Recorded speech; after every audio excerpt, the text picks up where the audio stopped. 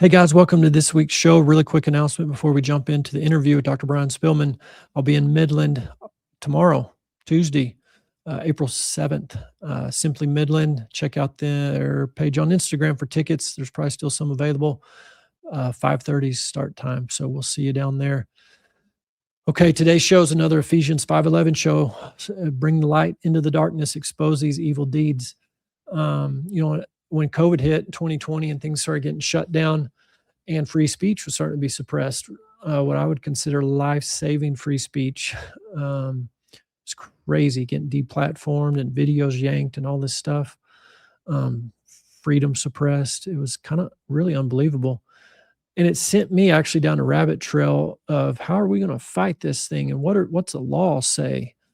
And I went down this law and what path, and what I figured out was there's a difference between lawful and legal, and a difference between a motor vehicle and an automobile, and a driver versus a traveler, marriage versus holy matrimony.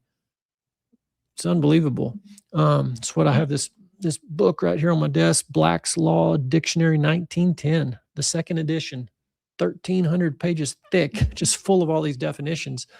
And I came to discover that the original, way, way, way back there when the Mayflower landed, and actually it was my great times 10 or 11 granddad, William Bradford, was on the Mayflower. He was a separatist, separated from the Church of England, came over here, established a colony at Plymouth, and was elected governor. I believe it was 30 years in a row, signed a peace treaty with the Native American chief who was here at the time.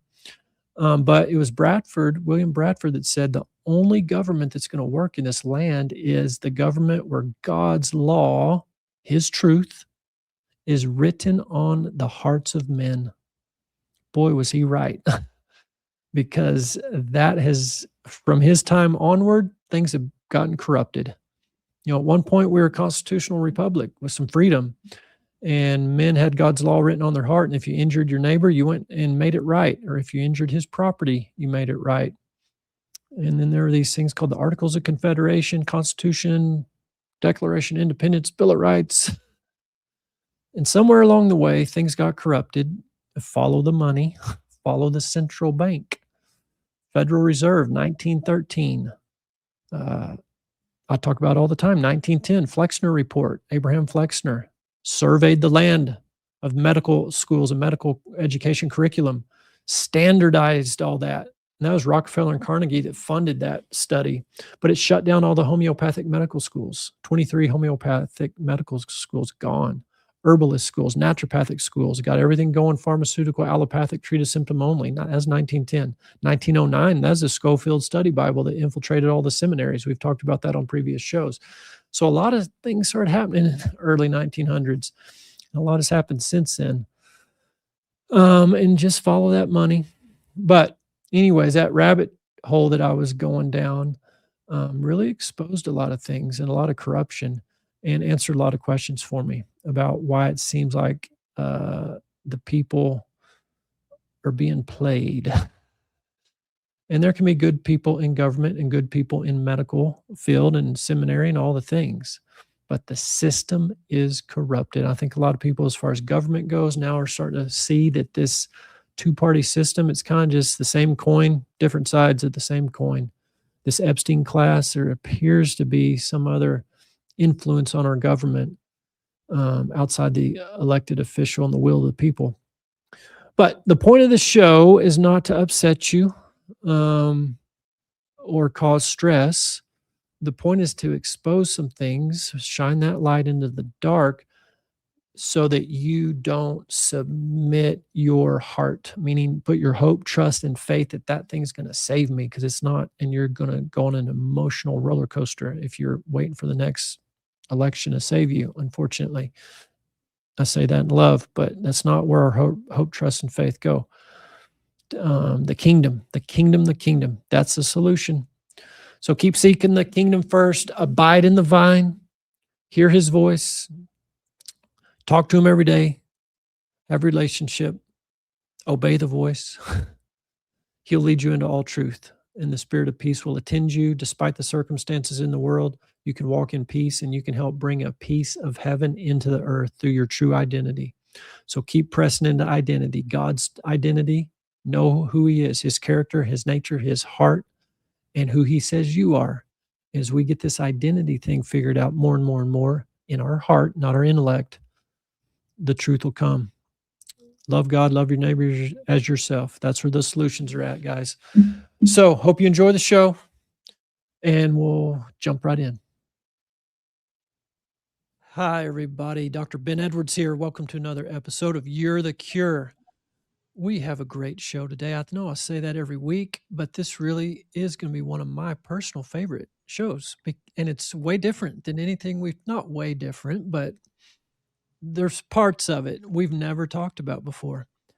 And I just want to say, guys, as I've said in some of the other episodes, in 2026, so much is being exposed right now. So many eyes are being opened to these systems of the world that are unrighteous. They're just not. You look at the fruit, and that's across the board. You can look at any institution right now, and I see it as everything that could be shaken is being shaken, and the kingdom of God is the one thing that can't be shaken and won't be shaken. And that's what we need to be grasping onto with our mind and with our heart.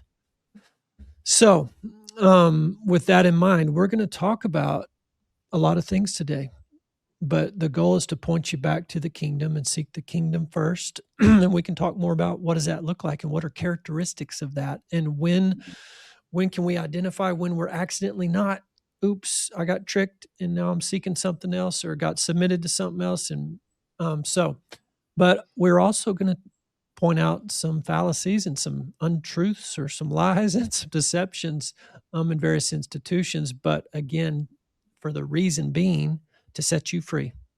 The truth sets free. The kingdom of God is the truth, the way, the truth, the life.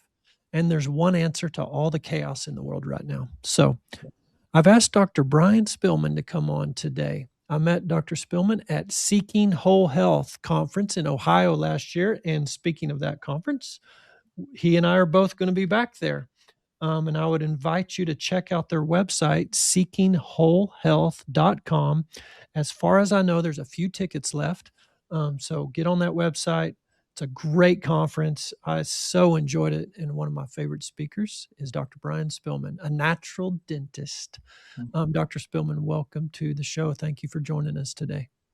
Boy, I am so privileged to be here, and I'd like to address your audience and say we got to hear Dr. Edwards last year, and it wasn't just myself. There's like 1,000 attendees, and it became very clear that this man has God's favor. And so when he asked me to join him today, I was so honored, especially to address the kingdom of God. So thank you for this opportunity, Dr. Edwards. I appreciate it. Well, you're very welcome. That was very kind of you to say that. But likewise, there you have such wisdom, kingdom wisdom.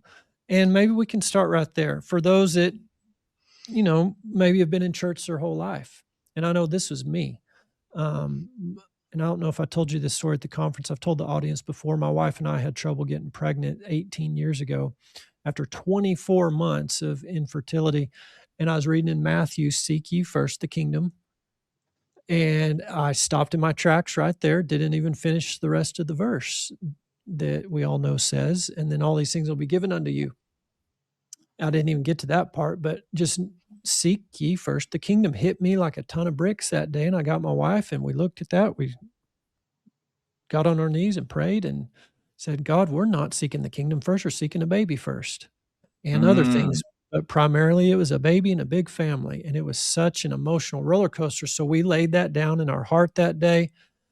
But our next statement was, God, you're going to have to show us what the kingdom is.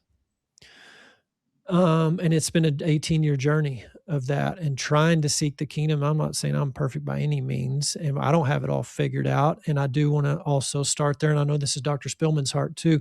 This isn't a matter of being right and wrong. It's a matter of coming together, reason together, be humble, have a repentant mind. That Greek word repentance, I think we'll let Dr. Spilman speak to this, but Go beyond your old way of thinking, change your thinking. Our thinking has been shaped by something, the tree of knowledge of good and evil, I would say mostly. Mhm. And we've got to be willing to confess that, man, we just didn't see it clearly. We got deceived. And that's across the board. Nobody's, immune to deception.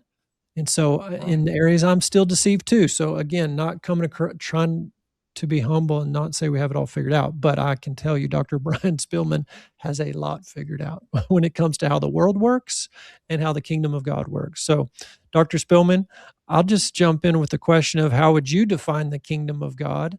And because we're supposed to be seeking that first, but obviously share anything that's on your heart too that you might want to Sure. preface this interview with. Well, thank you for that question. And I appreciate what you said. This is not about somebody being right or me being right or my rightness. This is about seeking God's righteousness. And we know that when we reason together, we do so to come to the truth, and He is the truth. So when I share some things, it's I'm still learning and unlearning. Take everything I say with a grain of salt. And sometimes I'll speak with passion, and it sounds like maybe I'm putting people down, and I don't mean to, but I'm sometimes that passion comes from the pain of being deceived and what that costs people when we believe lies. We have an adversary, and it says that old devil, the serpent, he deceiveth the whole world. And that definition, world, means inhabited earth. And we'll see that words have different meanings, and we're misled by that. So the first thing would be when we talk about the gospel, we've already watered it down because Jesus preached the gospel of the kingdom. So, what is the kingdom? Well, as I've studied this and prayed about it, and we can come together, but the kingdom is not so much a territory.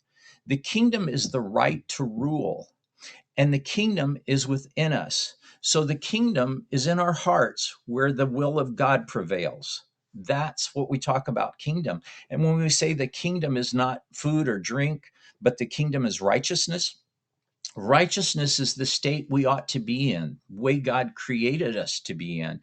And righteousness is where we have a right order of things. Things are in the right order. We're following God's natural laws. We're not pulled away through deception. We'll talk about, claiming dominion, that God put us in the garden, Adam and Eve, to dress and keep her. And we were put in dominion over all things, except we were not put over our dominion over our fellow man.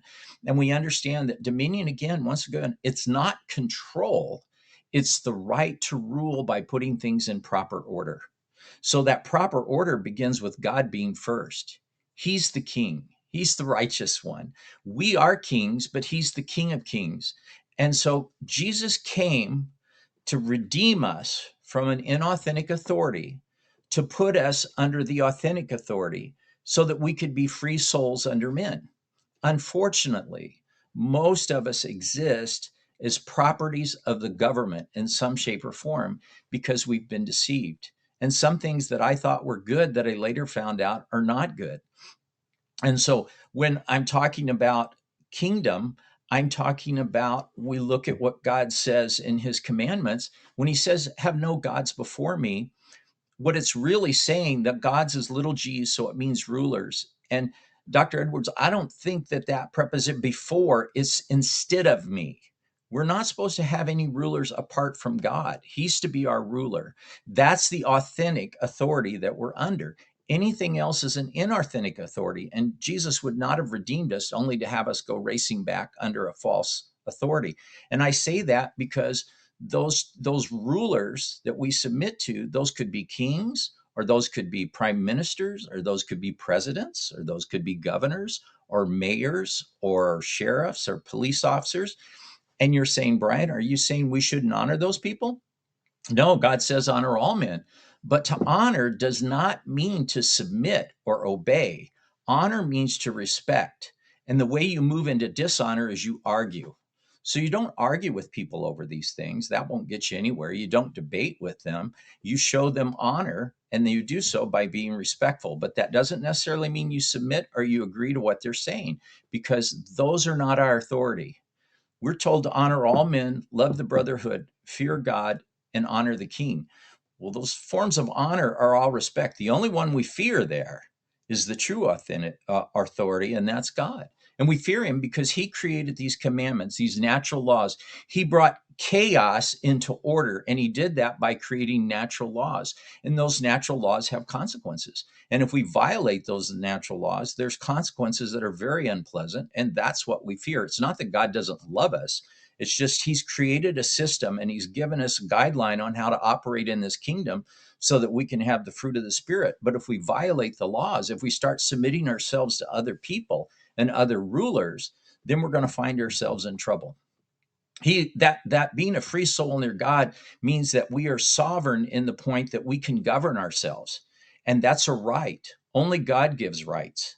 The Declaration of Independence acknowledges that, and he said we hold these rights to be self-evident, that all men are created equal under God and have the right to life, liberty, and the pursuit of happiness. Well, God is who gives rights, but every right comes with a responsibility.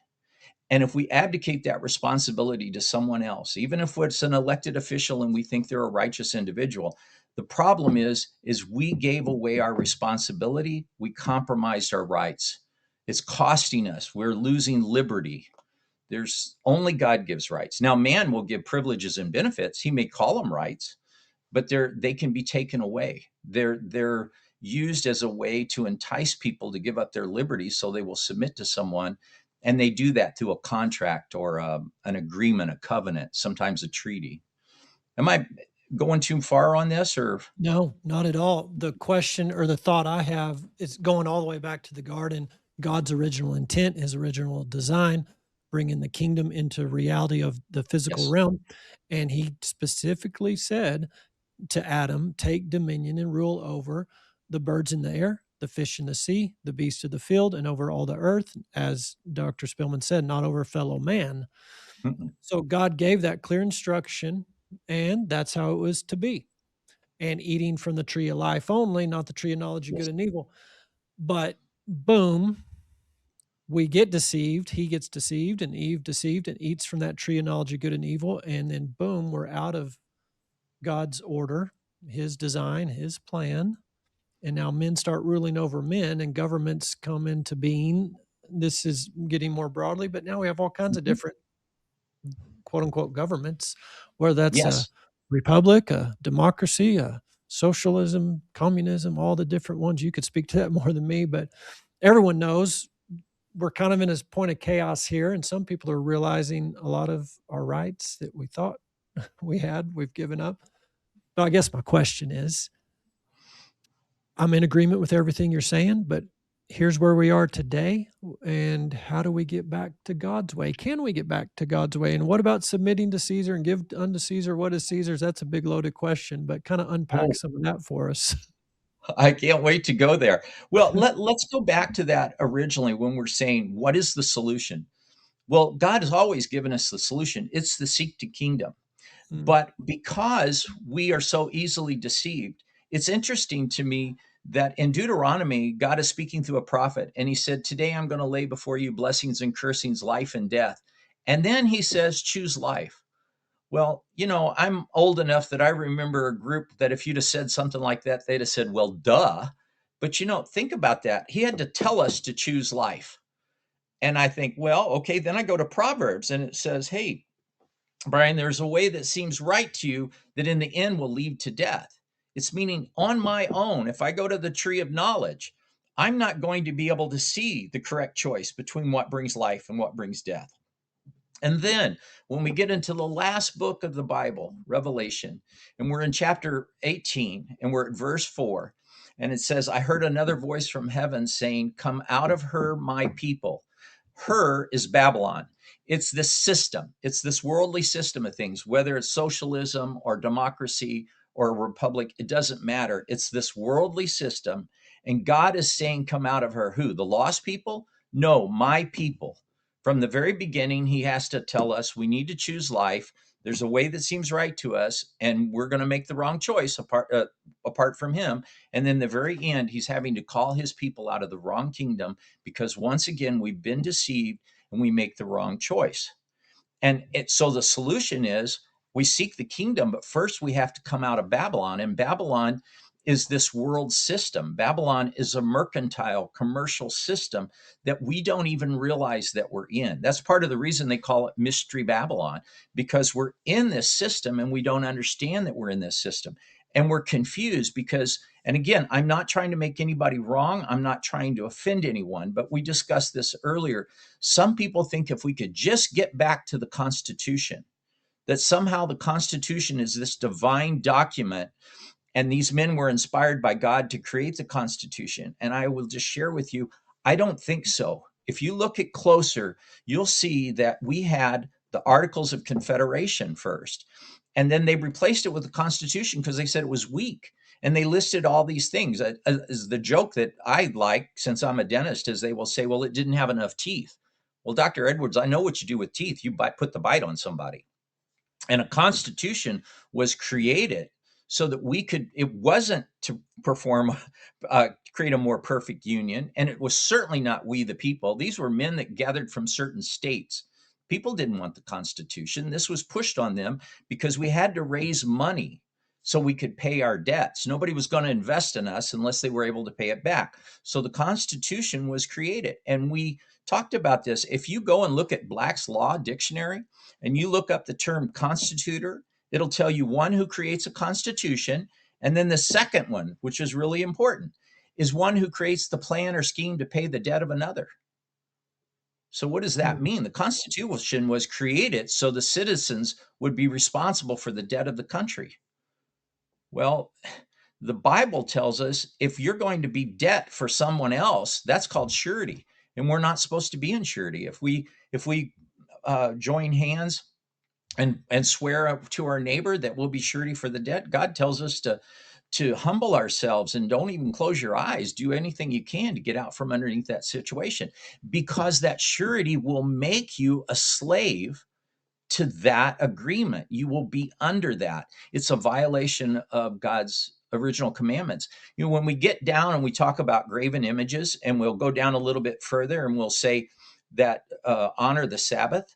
Well, if you read that and it says God worked 6 days and rested the seventh, the Sabbath is definitely about a day, but it's also about a way. See, you work and then you rest, or you work and then you receive. You earn something, then you receive it.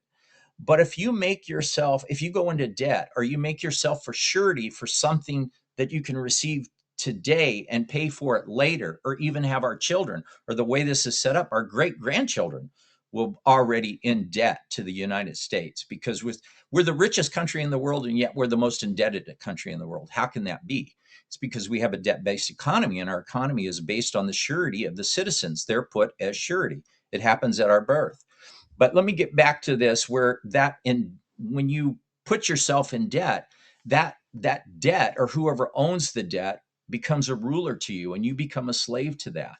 And they can put undue labor on you, which is an interesting way to define something, because in the Lord's Prayer, when Jesus is telling us, and deliver us from evil, that evil is not moral decay. That's not what the word means. The word means undue labors, under a heavy tribute. And he tells us, all of you who are heavy with labor and weighed down, come to me, for my yoke is light, my burden is light. We're not to be under this heavy labor. We're not to be surety for the debt. And part of the way we pay the interest on that debt is through income tax. And people will tell you that, well, God says you're supposed to pay income tax. And so if you'll bear with me, I'm going to just kind of go through that scenario. So the Pharisees are trying to trick Jesus, and they come together and they come to him and they say, now this is important. They say, we know that you're a teacher and that you're no respecter of man or person of man. Well, stop right there. Man and person of man are two different things. Person is a status of man. So when we start looking at our legal system, we'll see that it applies not to a living man, but to a person. And they define a person as an artificial entity or body politic. So right back there in the Bible, these Pharisees knew the difference between a man and a person of man. So they said to him, is it lawful to pay tribute, meaning taxes, to Caesar? Now, there's a couple things that goes on here. One is Jesus always answered a question with a question to those who questioned his authority. Why? Because if you just directly answer a question, you're putting yourself into a conversation, you're putting yourself at their level. Jesus was making it very clear that he was the king and he asked the questions. Some people will even say asking is acting as king. That's what that stands for. So when they asked him the question, he responds and he said, "Why do you tempt me, you hypocrites?" Well, first of all, he responded that way because he is the king. We're not to answer questions and put ourselves, do you understand? I'm not saying we can't answer a question, but we have to be careful how we answer questions because it can put us underneath somebody's authority. Now, the next thing is he said, "You hypocrites." Now, it took me a long time to understand this, but it's so funny because he says, "Show me the coin that you pay the tax, the tribute with." And they produce this penny. Well, Dr. Edwards, the thing about that is there's only two people that should have had that coin: a Roman citizen that was there, one of the soldiers, or a money changer. That's the only person. They should never, ever have a Roman coin.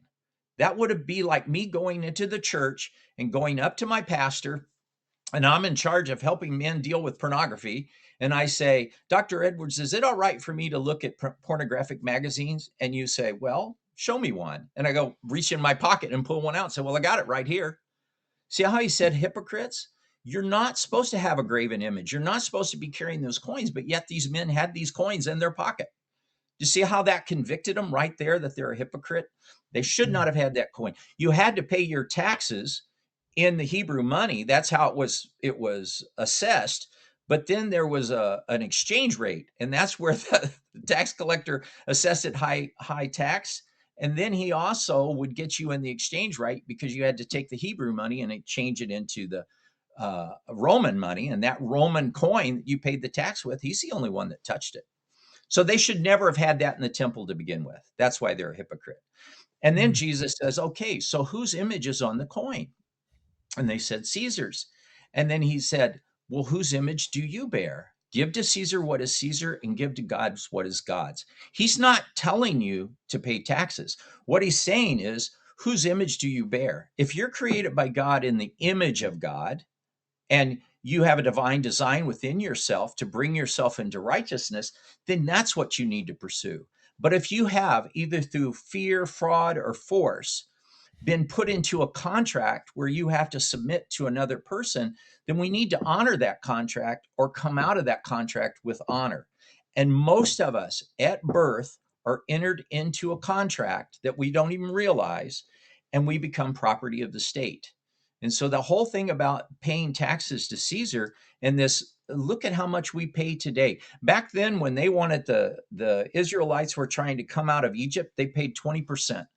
Today, if you got away with only 20% taxes, that would be great because that they were paying a use tax, so that's property tax for us. And there were sales tax that was involved in that 20%. But then we also have to pay an income tax, which, just so no one gets overly upset, but income taxes don't pay for any government services. They strictly go to the interest on the debt that this country borrows. And then that money is that debt is secured by the citizens of the United States through our contracts and submission to the government. I'll take a break there because I may have gone over what you wanted me to say. No, that's good. And I kind of have questions on a lot of things. Income Sure. tax, like where'd Hmm. that come from, but also going all the way back to the original, that Constitution, and using the citizens as surety for the debt. Hmm. And how did that play out? And what happened with the Civil War, Abe Lincoln. Maybe this kind of goes into the income tax thing. I Sure. don't know because I've read Hmm. different things, just historically speaking. Um, and one thing I read was federal income tax was for federal workers. I've read about Yes. District of Columbia, which that's a whole nother topic too, maybe. Hmm. Hmm. But just and then you mention at birth, the birth certificate puts us in contract with who, with what? I mean, there's a lot there, so I don't know which way you might want to go, how far back you want to go, as far as I've heard about the United States incorporated or as a corporation as opposed to a Hmm. republic. Hmm. So, and this is probably brand new to a lot of people too. So, Okay. and we may need to do 2 or 3 episodes to get into all these different topics. And of course, ultimately, again, guys, my one of my points this year in 2026 is just to be more aware, Mhm. expose things that are not of the kingdom of God, Right. and just so we're aware, just so we have knowledge, we're not ignorant. But ultimately, at the end of the day, it's relationship with Holy Spirit leading you in all truth, and in that relationship, you'll know today how to love your neighbor and what Yes. decisions to make today in your day to day interaction at the grocery store and the gas station and everywhere else. It's going to come right back down to this basic thing that Jesus said: love God and love your neighbor as yourself. That's the ultimate. But it we're tempted to go to these world systems as that's going to save me, this is going to save me, and we put our hope, trust, and faith in all these things, and then those things start getting exposed and shaken, and we start shaking, and our mental health starts to shake, Yes. and our Yes. mitochondrial health starts to shake, and our blood pressure Yes. goes up, and then we can't sleep, and then we go get a pharmaceutical, and all this stuff. So this exposure's for your benefit. The light comes into the dark and exposes, and there can be good people in all these systems. There's probably a really sweet lady down here at the courthouse collecting the property tax. Nothing against her at all. And nothing No. against some congressman who's running for Congress now, and he probably doesn't even know some of the stuff we're about to get into. No.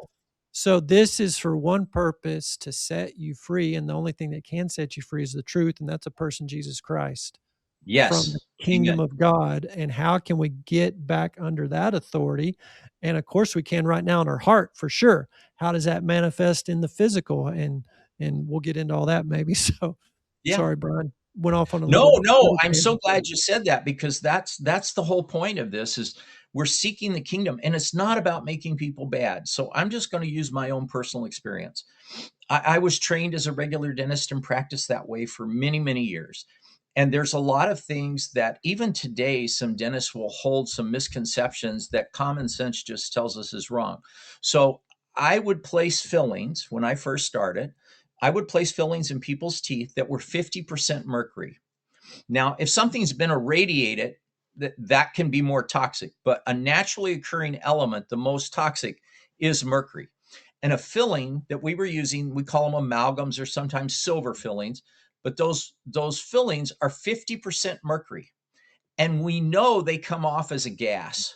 And in my own state, I'm from Indiana, and Purdue University did some studies that showed that within 48 hours, that mercury were in the brain of sheep that they were placing these fillings and then sacrificing them and doing some studies. So I placed a lot of mercury fillings. I never, ever intended to hurt my patients. Never, Dr. Edwards. That was not my intention. I thought what I was doing was true, but what I believed to be true was wrong. So, despite the fact that I was well meaning, I caused harm to other people. And so, I don't want to throw these people under the bus that work for the government or the people that are in religious institutions that are misguiding people or medical or dental. Our heart's in the right place, it's our heads deceived. But unfortunately, there's a phrase that said the road to hell is paved with good intentions. So it's not just enough that we have good intentions, that we want to love God and we want to love ourselves and our neighbor. We need to know what God's truth is about that so that we're not mistakenly creating problems and harm for people because what we believe to be true isn't true. Mm. So let's go back to just a little bit. The Bible talks about this. We can relate it to today, but we can go back into the Bible thousands of years ago. And there is a verse in Job where it says, the fatherless shall be snatched from its mother's breast and held as a pledge. So the fatherless will be snatched from its mother's breast and held as a pledge. Now, let me explain how that would apply today. When a child is born in the hospital, they have a live certificate of birth. And when they fill this out, interestingly enough, they have the mother put herself on a line and they instruct her to put her maiden name. And the line she's putting it on is called informant. And the reason the mother is using the maiden name is because she's testifying that this child, this property, right, is fatherless. It doesn't belong in a house. It's not under the protection of a family. Like when we refer to a house, we're talking about a patriarchic family. Well, there's no father for this child. So the mother is an informant. An informant is someone who gives something up. So she's giving the baby up to the state. That's why it's a ward, it's a birthing ward. And they create a document. And when they list that in the paper, these births, they're actually a listing abandoned property. So does anybody have a financial interest in this? They're supposed to come forward and state it. And that's all done, and the mother's under duress. And we create this documentation. And so an agent on our behalf, our mother, turns us over to the state and makes us the property of the state. And as such, they create an estate off of that and a trust that just so happens to be the same name that we think is our name. We're given a name, and whoever gives you a name has authority over you. And so when, Adam was told to name the animals because he had dominion over them, he had authority over them. And when we're born, our parents give us a name because they have authority over us. But mother, unfortunately, puts us down as fatherless. And so then we are taken as a pledge, as a certificate, as surety.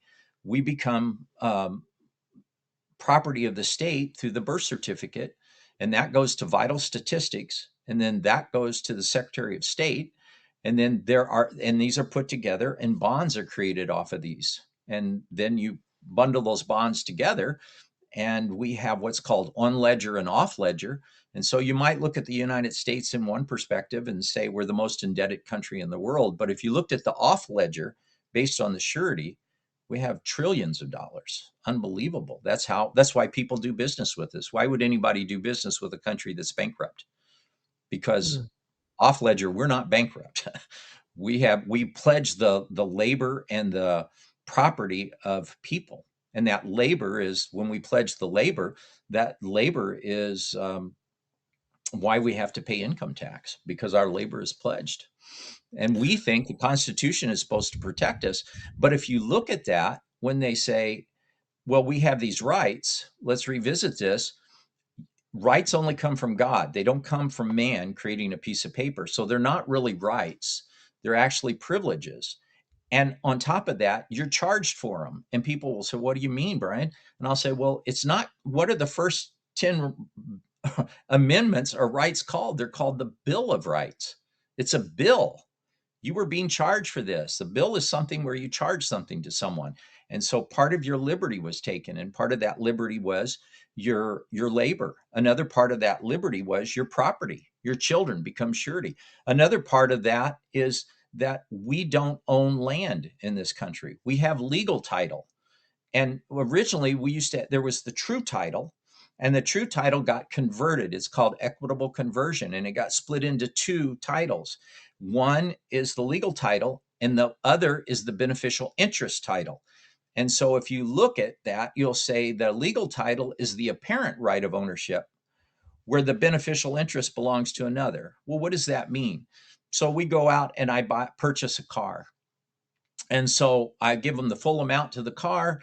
And then what they should give me is something called the manufacturer's certificate of origin or the manufacturer's statement of origin. But what they do is they submit that to the state that I live in, and that state takes that and we register my vehicle. And whenever you register something, you give administrative control to that entity, and they now have the beneficial interest. So I have the legal title. I have to pay the taxes to use my own car that I just paid for, but the beneficial interest belongs to the state. And so I'll take a deep dive here, and I'm sorry if I offend anybody, but we have to understand what registering means. So a few years back, there was some big controversy about whether or not the election was stolen from President Trump. And at that time, the attorney general was William Barr. And I don't know if you remember, but they presented all this evidence to him, and he said, I see no evidence of voter fraud. And people got really upset. Well, here's what he didn't say. He did not say, "Oh, I'm not saying I don't see evidence of changing votes. I'm just saying there's no evidence of voter fraud." Well, what does that mean? Well, when we become a registered voter, what is it that we register with the state? It's our vote. we give them administrative control over our vote, and they have the beneficial interest of that. That means technically they can change our vote, and that's not fraud.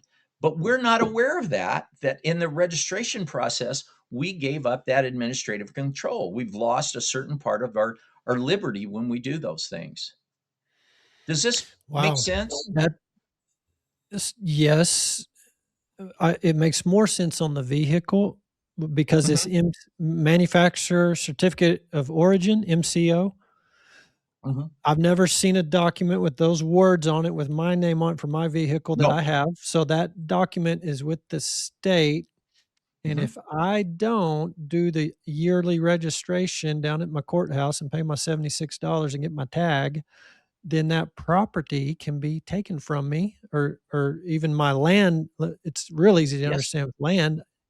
I Mhm. own 100 acres in Lubbock County. Well, Ah, I think I do, but if I don't pay that property tax bill every year, um, the land can be taken from me. So do I really own it, or I'm paying a fee every year so I can still use it? And of course, I can sell it and get money, but I'm selling it to the next guy, and he's got to keep that fee, the property tax. So that definitely makes more sense on that side of things. That this is all pieces of paper and there's lots of fees and taxes so that I can use all this stuff, yes. basically. Right. Back to that birth certificate, that's kind of blowing the mind, I know, of the listeners for Mhm. sure. That sounds like just a lot of banking, financial attorneys or lawyers. We can talk about the difference there maybe, but just legal, administrative, and banking l- rules and schemes it, Mhm. hidden. Nobody knows anything. Well, very few people know what you just said about the birth certificate. Where'd that come? Who came up with that? When Oh, did that start? Who came up with that? What is this part of this Babylon system you're talking about? Go into more of the origins of that whole thing. sure. So, and we'll go back to the Bible when it talks about that, when it's telling us in Revelation chapter 18, and it's telling to come out of her Babylon, and then it will go down and talk about the things that Babylon trades in. And the very last words will be souls and bodies of men, and some translations will be slaves. And so what happens is Babylon is trading. It's human trafficking. We even use the word human resource. It's like, okay, well, we're being trafficked. And even back then, it's making reference in Babylon and in Rome. They had what I'll call a mercantile law, a system set up on what we would today call the commercial code, that all the laws that we operate are underneath a contract within the commercial code.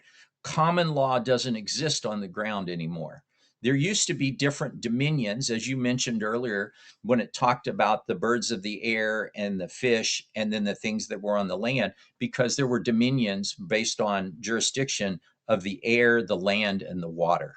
And the water sometimes is referred to as maritime law or admiralty law, but it's actually commercial law. And it commercial law came on the land. They started saying that everything on land is actually part of the water domain. That's why when you go into a courthouse, that courthouse is actually considered a ship in dock, in dry dock. And the highways are put together through the civil engineers, but it's done under the Department of Navy because the land is considered part of the water now. And this was done through some just legal shenanigans. But in the Bible, we talk about the beast coming out of the water. The beast is this mercantile system, and it came up onto the land. That's this beast that we're talking about, is this commercial system that through fraud and fear, they ensnare people, and people become not involuntary slaves but voluntary slaves through deceit. And so this was going on in biblical times where we're seeing this. And then when we see this, so how did it happen here with this country? Well, almost every country has a war because the people that control the money want to put the country in debt. So we call it the Revolutionary War, but really it was the War of Independence. So you had independent colonies in what we call America. These were not British colonies. The British colonies came earlier, like Jamestown, and none of those colonies survived. So the King of England couldn't get people to come to America. So what he did is they did something that most kings don't do. He said, "I will give up the land patent. I will let you have the land if you will colonize this country, and you'll have to pay me." And so the Puritans came to him and they negotiated for 7 years the details of that. And so their passage over here and the supplies and things they need, they had to purchase from the king, and they had a period of time where they were going to pay all that off, and they did. And then when we come to the uh, War of Independence, before that there was the French and Indian War. Well, then the king decided, hey, I'll help you fight the French and remove them, because they were still at war with France. We can remove them, and then you can expand your territories, but you'll have to pay us back. And at that point, then the colonies stopped paying the debt that they owed to the British Crown to help them in the French and Indian War. And what happened in that particular time is that the colonies, these independent colonies, this is important, they had their own money. And it was not fiat money. In other words, it was not debt based. They actually had money that could be turned in for gold or silver. And that's why the colonies were taking off. They asked Benjamin Franklin, "Why are you guys so successful?" He said, "Because we have our own money and it's based by gold and silver." That's why then in the Constitution it says that only the government can coin money, because they knew how important that was. But in the War of Independence, because the colonies were stating their independence, it wasn't about taxes. The taxes were just like a small percentage, where we're throwing the tea into the bay, and that was supposed to be the big thing. No, no, no. The big thing is that now the king tried to come in and pass laws and was putting soldiers here, and they were governing the people in these colonies as if they were conquered people, and they weren't. They were supposed to be treated as independent people. So they had a war of independence, but that independence plunged these colonies into debt, and they needed to pay the debt. And what's ironic for people, in case they don't understand this, is that the British Crown funded both sides of the war. And no, the British Crown is not the King of England or the Queen of England. It's the people that run the Bank of England. And they funded both sides of the war, because they'll tell you, and I think it's a Rothschild that, by the way, Rothschild is not the original name of that family. The original name of that family was Bear, like Bear aspirin. Yeah. And so they said, I don't care who makes your laws as long as I can control your currency. So he knew that it didn't matter which side he funded. Whoever won was going to be in debt to them. And so the Articles of Confederation they created, and now we're in debt and we need to pay this off. And these countries said, no, no, no, the Articles of Confederation aren't going to work. You need something that will guarantee our debt.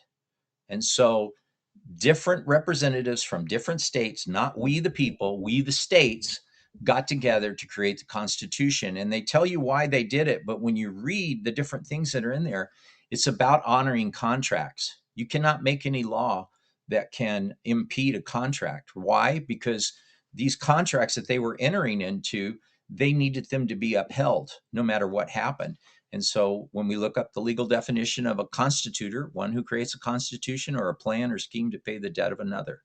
It started then in the War of Independence, which, by the way, again, just so we know, that's not a revolutionary war. There was no revolution. These colonies were fighting for their independence, which is what they had in the beginning. They were independent colonies. They were sovereign in and of themselves. So, Yeah. so that's where that started. So then you look at, so what about the Civil War? Well, here's the thing. When the country in the beginning started with the Constitution, we had a national bank, which is a huge no-no. And it was chartered for a period of time. And that was done through the Secretary of Treasury at the time, which was Hamilton. There's a play or something about him here. And in the play, it even goes into this. And I don't think people understand. This is not somebody we should be thinking of as a good guy. This is a guy who created a thing to make the citizens of the United States as surety by controlling the money. They could just create money out of thin air, and then they loan it to banks or to people, and then they change the value of the money, and that can crush people. It put us into a depression at one time. But so now let's fast forward. That bank lost its charter and was not renewed. And so the Civil War, whenever you get war, you have to create a war between two entities that are pretty well equal. Well, at that time, the United States of America was so powerful, there was no country that could go to war to her and risk winning. It would be impossible. Britain tried it in 1812. They tried to come back over and take things, and they found out we can't. We can't win a war that way. These people are too strong. We have to import everything. We have to cross an ocean to get here. It's just not feasible. So the moneymakers wanted us to create a second national bank. And so the only way they could do that is they had to split the country. The Civil War is not about slavery, involuntary slavery, and it is not about state rights. It was about creating this division so that they could get this only country that could fight itself would be the United States. So they had to divide us so that we would fight. And President Lincoln, oddly enough, was not eligible to be president because he was an attorney. And you mentioned that earlier, difference between a lawyer and an attorney. An attorney is a member of the bar. And some people will tell you that stands for a British aristocratic registration, and some will say, well, it doesn't. Well, whether you believe that or not, only attorneys that are members of the bar are allowed to call themselves esquire. Well, esquire is a term of British nobility. Now, in the original Constitution, it said we can't use terms of nobility. And because Abraham Lincoln was a member of the bar and an esquire, he was not eligible to hold the office of president. He couldn't hold any offices, but a lot of money was spent to put him in there. And as he became the president of the United States, then the southern states, they seceded, they walked out of Congress. And so that left the Congress with a minority, not a majority. So they could not pass anything. So Abraham Lincoln started creating executive orders because he was now the president, and he started to create these executive orders. And one of them, as you mentioned, there is the Organic Act, and then there's the Organic Act of 1871. And that's when he created that a corporation would manage the services of the government for the United States. And I don't have it in front of me, but you can go in and look it up, and you'll see under the judiciary, the United States is a corporation. It's a federal corporation. And it was created back then through the Organic Act to provide governmental services for the United States of America because it couldn't govern itself, because over half of its representatives walked out when the South seceded from the Union. And so he is one of the first executive orders was called the Lieberman Code. And the Lieberman Code has never been receded. And the reason I want to bring that up is because the Lieberman Code says that we're at war. And so the Constitution has been set aside, and we're under martial law currently. And I know that's kind of deep. Am I going too deep, or was this what you wanted me to discuss? No, exactly. Yeah, we're trying to connect the dots all the way back to all the way now. So, Yeah. So um, from the beginning of our country, the independence, there it was to create a national bank, and we had that national bank, and it outlived its charter, and they tried to do it to create a second national bank, and we were having trouble. So the powers that be created a civil war, and out of that civil war, President Lincoln started doing things that made this country act more as a corporation and commercial instead of what it was originally designed to be, a democratic republic. Which, for those of you that think if we could just get back to the republic, I'm saying no, a democratic republic is not a republic. Anything democratic, a true democracy is mob rule. So that's, how's the joke go? That's two wolves in one sheep voting on what's for dinner. You can't have 51% of the population vote and take away the rights or the privileges or the liberties of the other 49%. That's not God's kingdom. In fact, Jesus said, my kingdom is not like their kingdom, where one man exercises authority over another man and calls himself benefactor. Our governments tell us they're going to give us these benefits, but in fact, they're using that benefit for us to give up part of our power, and that power is usually in liberty. And so that's how that started with the Civil War, and that we've been underneath martial law the whole time. And then um, back in the day, if two people wanted to be joined in holy matrimony, they could get witnesses and sign it in their Bible. But what a corporation will do is it will remove your rights and they will become privileges. And now you have to apply for a license. So, because the devil is very deceptive, he'll use different words and different meanings of words. In fact, I believe it's in 2 Peter chapter 2, verse 3, and it says, "And by covetousness and through feigned words, they will make merchandise of you." And so feigned words are made up words, or words that don't have meaning that we think they have meaning. So when people will say, well, what do you think about same sex marriage? And I'll say, well, to be joined in holy matrimony is entirely different than marriage. Marriage is a contract within three commercial entities, and they are artificial. So you have a contract between two entities and the state, or in holy matrimony, we have the joining of a man and a woman under the authority of God, not under the authority of the state. Now, we use the terms interchangeably, many times we do, but this applying for a license to get married, they're making that a privilege, that you need to have a license, and that someone has to be ordained to officiate that, and they need to have a license. And that's only if you're operating in that commercial corporation that we described earlier. But if you're operating in God's kingdom, your rights are your rights. You're a free soul under God. You don't have to apply to any other state or put your trust and confidence in a man or in a prince, meaning a ruler. You're to put your confidence in God and operate in his laws. But it's through this deceit. Actually, the word legal construct means fiction. So it's through these legal constructs, these fictions, that we get entangled and confused. And through these hidden contracts and agreements, we bind ourselves.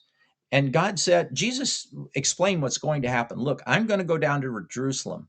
He said, he's about to die on the cross. I'm going to redeem you from this inauthentic authority. However, be careful, because whatever you bind on earth will be bound in heaven, and whatever you loose on earth will be loose in heaven. Well, how are we going to bind something on earth that's going to bind it in heaven? It's when I go in through this contract and I bind myself through as surety, or go into debt, or get into an agreement or a treaty with someone other than God. God, when he brought the Israelites to the promised land, he said, look, I'm about to give you this land, but when you go in there, don't make any treaties or agreements with these people. It's a snare, it's a trap. You just stay true to me. And we think that the United States is the greatest nation. I'm sorry for speaking over you. I just want to make this clear. No, the United States is not the greatest nation. The greatest nation that ever exists was the nation of Israel the first 400 years when it went into the promised land. It had no king, it had no standing army, it had no police system, it had no official welfare system. Everybody did things out of faith, hope, and charity. Love for God, love for your neighbor, love for yourself. And they didn't need a standing army because the nations around them knew that they were with God, and they pulled back from them. We just somehow we think today that we need to have an army. But why do we need to have an army? If we're in God's kingdom and he's sovereign, I don't know. And if we need to raise an army, we can raise an army. Abraham raised an army to go get Lot. 900 some odd men. They were not his employees. They were people that traveled with him because they wanted to live in this way of faith, hope, and charity. And what people don't understand, and it's interesting, but Lot was a part of a city, and that city decided that that territory was no longer going to pay its tribute to a king. So four kings got together and came down to fight these other five kings. Among those kings, there were some kings that would have been called giants. And sometimes the word giant can mean a very big person, or it can mean a tyrant. But these four kings come down with their army and they beat the five kings. And everybody's talking about how powerful those four kings were. Except Abraham overnight raises an army of 900 people, which is way shy of what these other four kings have. And he goes in to go fight them. And he is so successful at beating them that Melchizedek is bringing all these supplies because they're expecting it to be a long war. And no, Abraham and his team, because God is on their side, defeats this army that's supposed to be so powerful that just defeated these other five kings. And Abraham wipes them out with his small group. Well, that's nothing but a God thing. And he does it so quickly that Melchizedek, who's bringing the bread and the wine, trying to bring them things here to support them, they've already won. They meet him out there and they recognize he's the true king of priests and they give him a tribute. They don't have to take the wine. And then when Abraham comes back to the city, and then what that mayor of that city comes out and he said, "You can keep all the bounty, everything that you've got, just give me the people." And Abraham says, "No, I'm not going to take a shoelace." But he turns to the people and he said, "Those of you that want to go back into the city, you're free to go back into the city. And those of you that want to go someplace else, you can go someplace else. And those of you that want to come with me, you can come with me." And his thing was that system of faith, hope, and charity. But notice that mayor did not want the merchandise. He wanted the people because he knew the people were the real merchandise. And this was going back in the times of Abraham, in the times of Egypt. That's why Egypt was holding on to the Israelites. They were using them as surety. They were paying a debt. No one owned anything. It was Joseph who that he saw the famine coming. And so they store all this grain. Well, at first people are giving their money and now they don't have money. So they're giving their animals and then they pledge their land and now they're out of land and now they pledge themselves. And the Pharaoh says, "Look, I'll let you just pay a user's fee, 20%. It's that same thing that somebody's paying on all that property in Lubbock County. You can stay on the land and do these things. You just have to pay me 20%." And that same thing is happening today. And we're in the same commercial system. That's why sometimes it'll refer to things as Babylon, or it'll talk about the seven hills that's talking about Roman. It's the Rome. It's the same system. It's the same mercantile system. It's been going on forever. And unfortunately, we're in it right now. And we call it Mystery Babylon because we don't even understand we're in Babylon. And I want to make a point here that we had talked about earlier is, again, I'm not trying to put anybody down. But when I got out of dental school, here I have all these experts in dentistry, and well over 90% of us are putting mercury in people's mouths, not because we have bad intentions, but because we're deceived. Well, our government leaders are deceived. Our religious leaders are deceived. Many people don't understand what the kingdom of God is. They're telling you that Romans 13, when it says submit to the higher powers, they'll tell you that means to submit to the government. Well, Jesus did not die on the cross and pay a price to redeem you from an inauthentic authority, to put you under the true authority of God, to be a free soul under man, to have you turn right around and go back under there. As a matter of fact, if you don't mind, I'd like to read something in Galatians. Is that all right? Yes, go right ahead. Okay. So now so we're speaking, Paul is speaking. So he says, "Even so we, when we were children, were in bondage under the elements of the world." Now, I would suggest that if someone's reading this, I'd want them to go look up that word world. And what you're going to see is it's translated into cosmos with a K. And when you see that word, and they will tell you it means structured, ordered, constitutional based government. It's not talking about the inhabited earth. So he's saying, even so, when we were in bondage under the elements of the world, the constitutional based governments said, uh, "But when the fullness of the time was come, God sent forth his son, made of woman under the law, to redeem," that means to remove from an ineffective authority under a legitimate authority. And it says to redeem those that were under the law, that we might receive the adoption of sons. And because ye are sons, God has set forth the spirit of his son into your hearts, crying, Abba, Father. Wherefore thou art no more a servant, but a son. And if a son, then an heir of God through Christ. Howbeit then, when you knew not God, ye did service unto them which by nature are no gods. That's the little g's, that's the rulers, that's the presidents, that's the governors. He said, but now, after that ye have known God, or rather are known by God, how turn ye again to weak and beggarly elements, whereunto you desire again to be in bondage? Paul's saying right there, look, Jesus redeemed you. You are now a son. That is your identity. You are not a servant. I know James refers to himself as a bondservant, but that's a role. You're a role as a physician. I have a role as a dentist. You may have a role as a spouse or a parent or a sibling or a child, but those are roles. Your true identity, who you really are, is a son or daughter in the living God, the sovereign creator of everything, the unmoved mover, the most powerful entity anything can know. We are a son of that, and we are a co-heir to that. We're not to put ourselves under any other authority. He says we cannot serve two masters. We cannot be unequally yoked. And yet in our country, well-meaning people who love God and want to follow him have put themselves and bound themselves that have bound things in heaven, and through deceit and fear and fraud, they're entrapped through these covenants, and they put themselves back under the the bondage of the world. And again, that world is constitutional, structured, ordered, constitutional based government. Boy, I can get Yeah. long-winded on this stuff, can I? No, I mean, yes, you can, but it's good. And I think probably smoke's coming out of a lot of people's ears right now, or just their mouth is hanging open with bewilderment. Can't believe this. And I'm definitely going to have you back because I want to give more examples. I mean, there's so many questions in so many different ways. I want to continue to flesh all this out. But that example, when things became a corporation, Abraham Lincoln Yes. administrate the affairs of the government, made the corporation. Corporations have bylaws and rules and statutes and codes. I think there's 50,000 plus, probably more than that now. Mm-hmm. That and we have to follow these rules and register things and do X, Mm-hmm. Y, and Z things, and just that's how this company works. um, and then we've got to come into contract, like the whole birth certificate thing. I know that's blowing people's mind too.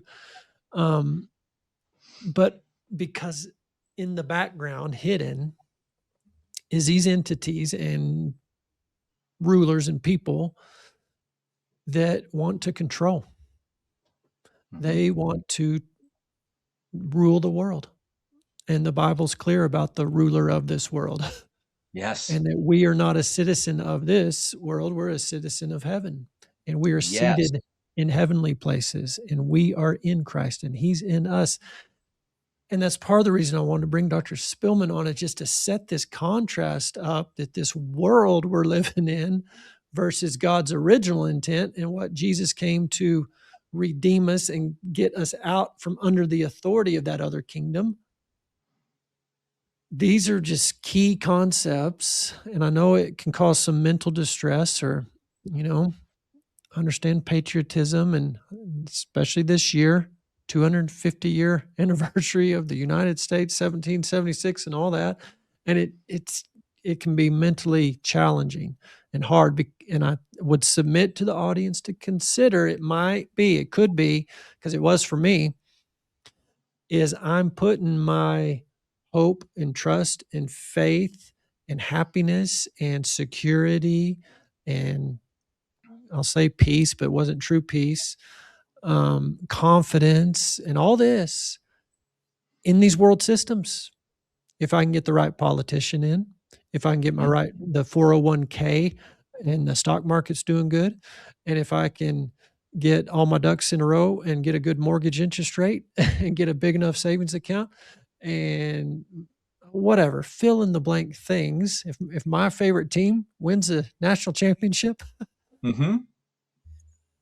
that we slip I could get tempted. I was used to be there where all these things were like what I was seeking after.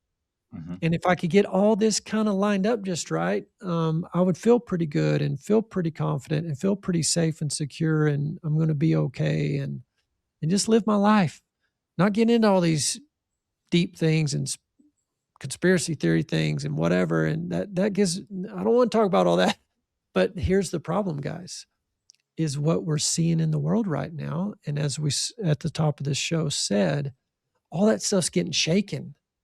And if you're going to put so much effort into trying to prop those systems up so they quit shaking, or somehow turn a blind eye to a lot of stuff that's going on just because you couldn't believe that could really be going on. That can't be going on. There's no way that could be that corrupt. I want to hold on to that thing because that's where I get my security. That's where I get my provision, protection, and it's all that's the world, guys. Mm-hmm. And that's the point. That's the point of the show today and the last mini shows is to just try to get us to see Jesus came to open our eyes.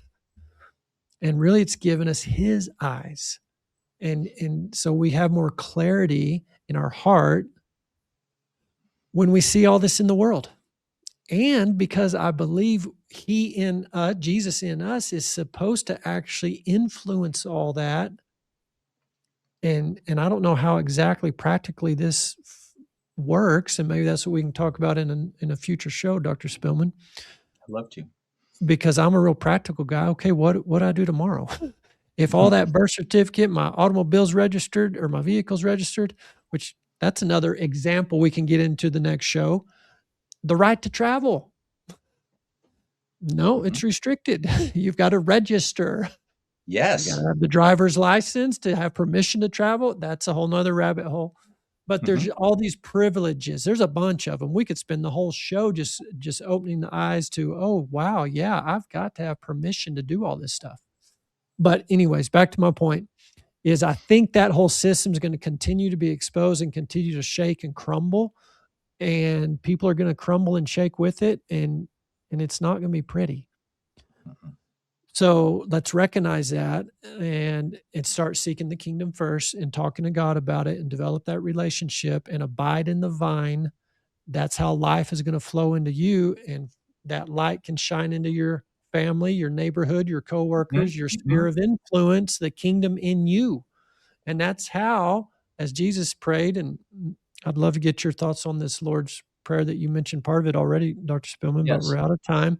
But bring in God's will as it is in heaven into the earth. Jesus told us to pray like this.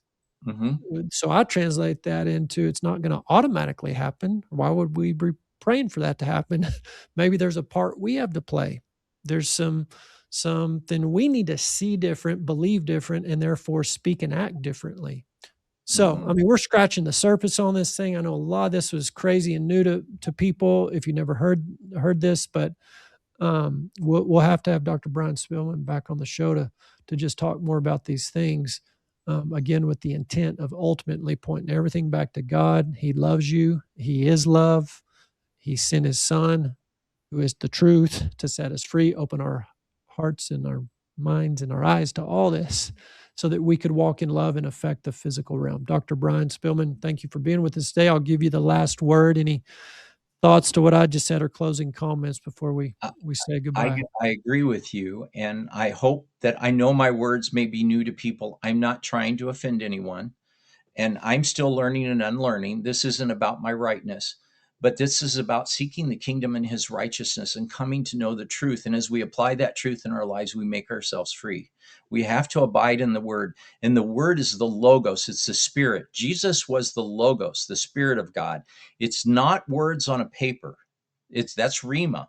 It's the spirit that can let us look into things and see the truth. And if there's any of these things that are upsetting, I know for myself, I just had to continue to pray because we're not given this spirit of fear, but we're given power, love, and sound mind. And when we see the world shaking around us and people are in fear, we can go to God to know that that truth will give us power and we can express his love to others and we'll have a sound mind. We'll be able to exercise critical thinking and see the truth and see through the lies and understanding them. When God is shaking the elements of this world, he's talking about a structured, ordered, constitutional based government. And if the kingdoms of Satan fall, that's not a bad thing. But we may be so enmeshed in those that we think that our identity and patriotism, which is, by the way, loyalty to the Father, well, we're not talking the fatherland or the founding fathers. We're talking our heavenly Father. So when the other kingdoms fall, we don't need to be afraid. Though 10,000 fall around me, I don't have to be afraid. And so I hope that my words did not create fear or anger, but rather just a desire to seek the truth and to spend time with God and pray about these things and pray for wisdom. And I'm so Amen. glad that I can share what I have. And I'm still learning and unlearning. I may have misspoken when I was talking so fast there, but hopefully people got the essence. And my intent is to always be in honor and to love the brotherhood. So thank you Amen. for this opportunity to share what God's put on my heart for the past, 20 plus years. Well, thank you, Dr. Spillman, for bringing your wisdom and truth that you've learned, both from a spiritual and in the physical realm. I think it's going to be very helpful as we move into the weeks and months and days ahead. A lot of unknown, but there's again the one thing we do know: the kingdom of God. It's not going to be shaken. So No. let's keep seeking it and putting our hope, trust, and faith in that. All right, guys. Thank y'all for joining us today. We'll be back next week with another great show. Bye bye.